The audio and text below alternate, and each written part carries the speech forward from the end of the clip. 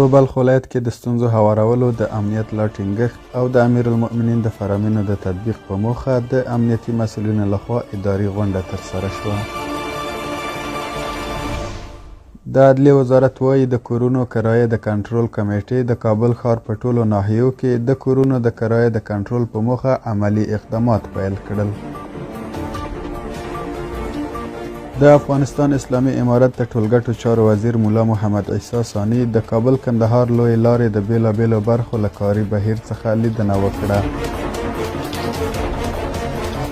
او د افغانستان لپاره د ملګرو ملتونو د بیا مشتیدنې پروګرام زلزله ځپلو سیمو کې تر ژمي مخکې د سرپناهو پر جوړولو ټینګار کړی دی.